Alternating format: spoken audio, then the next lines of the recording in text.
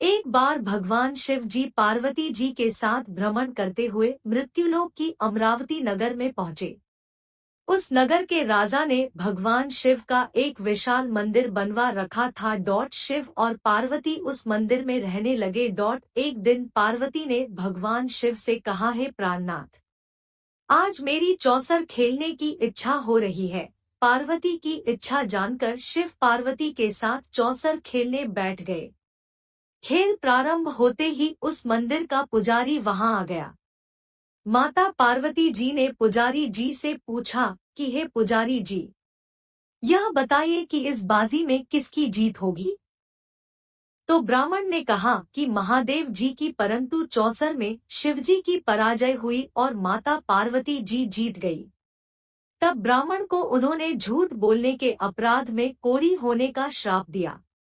शिव और पार्वती उस मंदिर से कैलाश पर्वत लौट गए। पार्वती जी के श्राप के कारण पुजारी कोढ़ी हो गया। नगर के स्त्री पुरुष उस पुजारी की परछाई से भी दूर दूर रहने लगे। कुछ लोगों ने राजा से पुजारी के कोढ़ी हो जाने की शिकायत की, तो राजा ने किसी पाप के कारण पुजारी के कोढ़ी हो जाने का विचार कर उसे मंदिर से निकलवा दिया। उसकी जगह दूसरे ब्राह्मण को पुजारी बना दिया। कोढ़ी पुजारी मंदिर के बाहर बैठकर भिक्षा मांगने लगा।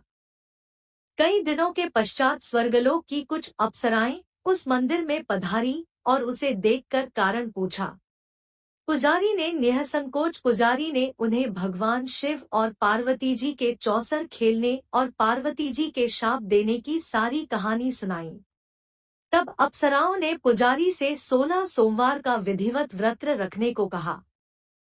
पुजारी द्वारा पूजन विधि पूछने पर अप्सराओं ने कहा, सोमवार के दिन सूर्योदय से पहले उठकर स्नानादि से निवृत्त होकर स्वच्छ वस्त्र पहनकर आधा सेर गेहूं का आटा लेकर उसके 3 अंग बनाना। फिर घी का दीपक जलाकर गुड़, नैवेद्य, बेलपत्र, चंदन, अक्षत, फूल, जनेऊ का जोड़ा लेकर प्रदोष काल में भगवान शिव की पूजा अर्चना करना। पूजा के बाद 3 अंगों में एक अंग भगवान शिव को अर्पण करके एक आप ग्रहण करें। शेष 2 अंगों को भगवान का प्रसाद मानकर वहां उपस्थित स्त्री, पुरुषों और बच्चों को बांट देना। इस तरह व्रत करते हुए जब 16 सोमवार बीत जाए तो 17वें सोमवार को एक पाव आटे की बाटी बनाकर उसमें घी और गुड़ मिलाकर चूरमा बनाना। फिर भगवान शिव को भोग लगाकर वहां उपस्थित स्त्री, पुरुष और बच्चों को प्रसाद बांट देना। इस तरह 16 सोमवार व्रत करने और व्रत कथा सुनने से भगवान शिव तुम्हारे कोढ़ को नष्ट करके तुम्हारी सभी मनोकामनाएं पूरी कर देंगे। इतना कहकर अप्सराएं स्वर्गलोक को चली गई। पुजारी ने अप्सराओं के कथनानुसार 16 सोमवार का विधिवत व्रत किया। फलस्वरूप भगवान शिव की अनुकंपा से उसका कोढ़ नष्ट हो गया। राजा ने उसे फिर मंदिर का पुजारी बना दिया। वह मंदिर में भगवान शिव की पूजा करता आनंद से जीवन व्यतीत करने लगा। कुछ दिनों बाद पुनः पृथ्वी का भ्रमण करते हुए भगवान शिव और पार्वती उस मंदिर में पधारे। स्वस्थ पुजारी को देखकर पार्वती ने आश्चर्य से उसके रोगमुक्त होने का कारण पूछा, तो पुजारी ने उन्हें 16 सोमवार व्रत करने की सारी कथा सुनाई। पार्वती जी भी व्रत की बात सुनकर बहुत प्रसन्न हुई और उन्होंने पुजारी से इसकी विधि पूछकर स्वयं 16 सोमवार का व्रत प्रारंभ किया। पार्वती जी उन दिनों अपने पुत्र कार्तिकेय के नाराज होकर दूर चले जाने से बहुत चिंतित रहती थी। वे कार्तिकेय को लौटा लाने के अनेक उपाय कर चुकी थी, लेकिन कार्तिकेय लौटकर उनके पास नहीं आ रहे थे। 16 सोमवार का व्रत करते हुए पार्वती ने भगवान शिव से कार्तिकेय के लौटने की मनोकामना की। व्रत समापन के तीसरे दिन सचमुच कार्तिकेय वापस लौट आए। कार्तिकेय ने अपने हृदय परिवर्तन के संबंध में पार्वती जी से पूछा, हे माता, आपने ऐसा कौन सा उपाय किया था जिससे मेरा क्रोध नष्ट हो गया और मैं वापस लौट आया। तब पार्वती जी ने कार्तिकेय को 16 सोमवार के व्रत की कथा कह सुनाई। कार्तिकेय अपने एक ब्राह्मण मित्र ब्रह्मदत्त के परदेश चले जाने से बहुत दुखी थे। उसको वापस लौटाने के लिए कार्तिकेय ने 16 सोमवार का व्रत करते हुए ब्रह्मदत्त के वापस लौट आने की कामना प्रकट की। व्रत के समापन के कुछ दिनों के बाद मित्र लौट आया। ब्राह्मण ने कार्तिकेय से कहा, प्रिय मित्र, तुमने ऐसा कौन सा उपाय किया था जिससे परदेश में मेरे विचार एकदम परिवर्तित हो गए और मैं तुम्हारा स्मरण करते हुए लौट आया। कार्तिकेय ने अपने मित्र को भी 16 सोमवार के व्रत की कथाविधि सुनाई। ब्राह्मण मित्र व्रत के बारे में सुनकर बहुत खुश हुआ। उसने भी व्रत किया। 16 सोमवार व्रत का समापन करने के बाद ब्रह्मदत्त विदेश यात्रा पर निकला। वहां नगर के राजा हर्षवर्धन की बेटी राजकुमारी गुंजन का स्वयंवर हो रहा था। वहां के राजा ने प्रतिज्ञा की थी कि एक हथिनी यह माला जिसके गले में डालेगी वह अपनी पुत्री का विवाह उसी से करेगा। ब्राह्मण भी उत्सुकतावश महल में चला गया। वहां कई राज्यों के राजकुमार बैठे थे। तभी एक सजीदजी हथिनी सूंड में जयमाला लिए वहां आई। हथिनी ने ब्राह्मण के गले में जयमाला डाल दी। फलस्वरूप राजकुमारी का विवाह ब्राह्मण से हो गया। एक दिन उसकी पत्नी ने पूछा, हे प्राणनाथ, आपने कौन सा शुभ कार्य किया था जो उस हथिनी ने राजकुमारों को छोड़कर आपके गले में जयमाला डाल दी? ब्राह्मण ने 16 सोमवार व्रत की विधि बताई। अपने पति से 16 सोमवार का महत्व जानकर राजकुमारी ने पुत्र की इच्छा से 16 सोमवार का व्रत किया। निश्चित समय पर भगवान शिव की अनुकंपा से राजकुमारी के एक सुंदर, सुशील व स्वस्थ पुत्र पैदा हुआ। पुत्र का नामकरण गोपाल के रूप में हुआ। बड़ा होने पर पुत्र गोपाल ने भी मां से एक दिन प्रश्न किया कि मैंने तुम्हारे ही घर में जन्म लिया, इसका क्या कारण है? माता गुंजन ने पुत्र को 16 सोमवार व्रत की जानकारी दी। व्रत का महत्व जानकर गोपाल ने भी व्रत करने का संकल्प किया। गोपाल जब 16 वर्ष का हुआ तो उसने राज्य पाने की इच्छा से 16 सोमवार का विधिवत व्रत किया। व्रत समापन के बाद गोपाल घूमने के लिए समीप के नगर में गया।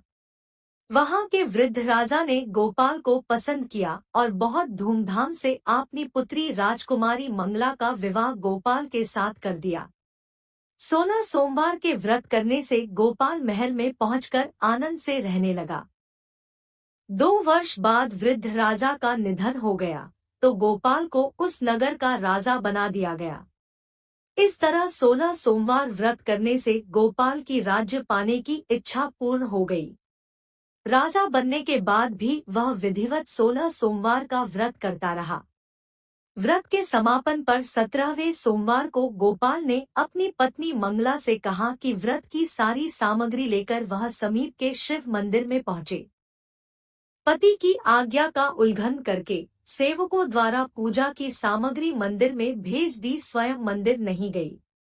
जब राजा ने भगवान शिव की पूजा पूरी की तो आकाशवाणी हुई, हे राजन, तेरी रानी ने 16 सोमवार व्रत का अनादर किया है, सो रानी को महल से निकाल दे, नहीं तो तेरा सब वैभव नष्ट हो जाएगा।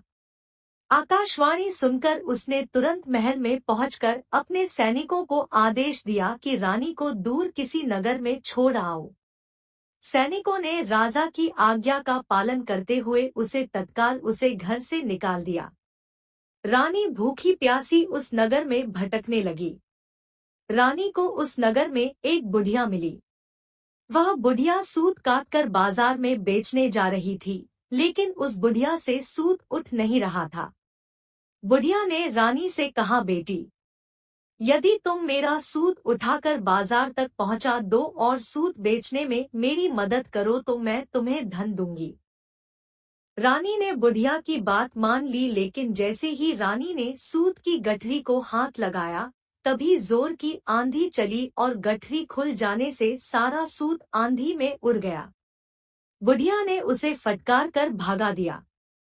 रानी चलते चलते नगर में एक तेली के घर पहुंची। उस तेली ने तरस खाकर रानी को घर में रहने के लिए कह दिया, लेकिन तभी भगवान शिव के प्रकोप से तेली के तेल से भरे मटके एक एक करके फूटने लगे। तेली ने भी भागा दिया। भूखी प्यास से व्याकुल रानी वहां से आगे की ओर चल पड़ी। रानी ने एक नदी पर जल पीकर अपनी प्यास शांत करनी चाही तो नदी का जल उसके स्पर्श से सूख गया। अपने भाग्य को कोसती हुई रानी आगे चल दी। चलते चलते रानी एक जंगल में पहुंची। उस जंगल में एक तालाब था। उसमें निर्मल जल भरा हुआ था। निर्मल जल देखकर रानी की प्यास तेज हो गई। जल पीने के लगी रानी ने तालाब की सीढ़ियां उतरकर जैसे ही जल को स्पर्श किया, तभी उस जल में असंख्य कीड़े उत्पन्न हो गए। रानी ने दुखी होकर उस गंदे जल को पीकर अपनी प्यास शांत की। रानी ने एक पेड़ की छाया में बैठकर कुछ देर आराम करना चाहा तो उस पेड़ के पत्ते पल भर में सूखकर बिखर गए। रानी दूसरे पेड़ के नीचे जाकर बैठी। जिस पेड़ के नीचे बैठती वही सूख जाता। वन और सरोवर की यह दशा देखकर वहां के ग्वाले बहुत हैरान हुए। ग्वाले रानी को समीप के मंदिर में पुजारी जी के पास ले गए। रानी के चेहरे को देखकर ही पुजारी जान गए कि रानी अवश्य किसी बड़े घर की है। भाग्य के कारण दर दर भटक रही है। पुजारी ने रानी से कहा, पुत्री, तुम कोई चिंता नहीं करो, मेरे साथ इस मंदिर में रहो, कुछ ही दिनों में सब ठीक हो जाएगा। पुजारी की बातों से रानी को बहुत सांत्वना मिली। रानी उस मंदिर में रहने लगी। रानी भोजन बनाती तो सब्जी जल जाती, आटे में कीड़े पड़ जाते, जल से बदबू आने लगती। पुजारी भी रानी के दुर्भाग्य से बहुत चिंतित होते हुए बोले, हे पुत्री, अवश्य ही तुझसे कोई अनुचित काम हुआ है, जिसके कारण देवता तुझसे नाराज है और उनकी नाराजगी के कारण ही तुम्हारी यह दशा हुई है। पुजारी की बात सुनकर रानी ने अपने पति के आदेश पर मंदिर में न जाकर शिव की पूजा नहीं करने की सारी कथा सुनाई।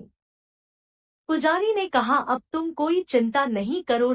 कल सोमवार है और कल से तुम 16 सोमवार के व्रत करना शुरू कर दो। भगवान शिव अवश्य तुम्हारे दोषों को क्षमा कर देंगे। पुजारी की बात मानकर रानी ने 16 सोमवार के व्रत प्रारंभ कर दिए। रानी सोमवार का व्रत करके शिव की विधिवत पूजा अर्चना की तथा व्रत कथा सुनने लगी। जब रानी ने 17वें सोमवार को विधिवत व्रत का समापन किया तो उधर उसके पति राजा के मन में रानी की याद आई। राजा ने तुरंत अपने सैनिकों को रानी को ढूंढ कर लाने के लिए भेजा। रानी को ढूंढते हुए सैनिक मंदिर में पहुंचे और रानी से लौटकर चलने के लिए कहा। पुजारी ने सैनिकों से मना कर दिया और सैनिक निराश होकर लौट गए। उन्होंने लौटकर राजा को सारी बात बताई। राजा स्वयं उस मंदिर में पुजारी के पास पहुंचे और रानी को महल से निकाल देने के कारण पुजारी जी से क्षमा मांगी। पुजारी ने राजा से कहा, यह सब भगवान शिव के प्रकोप के कारण हुआ है। इतना कहकर रानी को विदा किया। राजा के साथ रानी महल में पहुंची। महल में बहुत खुशियां मनाई गई। पूरे नगर को सजाया गया। राजा ने ब्राह्मणों को अन्न, वस्त्र और धन का दान दिया। नगर में निर्धनों को वस्त्र बांटे गए। रानी 16 सोमवार का व्रत करते हुए महल में आनंद पूर्वक रहने लगी। भगवान शिव की अनुकंपा से उसके जीवन में सुख ही सुख भर गए। 16 सोमवार के व्रत करने और कथा सुनने से मनुष्य की सभी मनोकामनाएं पूरी होती है और जीवन में किसी तरह की कमी नहीं होती है। स्त्री पुरुष आनंद पूर्वक जीवन यापन करते हुए मोक्ष को प्राप्त करते हैं।